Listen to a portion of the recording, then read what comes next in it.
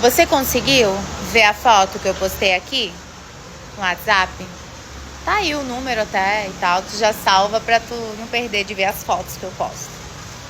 Agora, a última foto é a melhor de todas, né? Porque foi a foto que você pediu pra eu trocar aqui do perfil, né? Então, e aí, meu amor?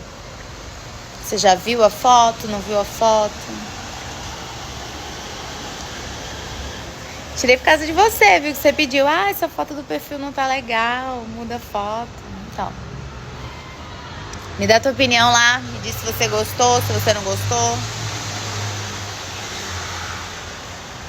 Você sabe que a sua opinião é muito importante pra mim, né?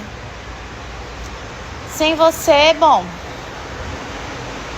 Vê lá a foto que eu postei.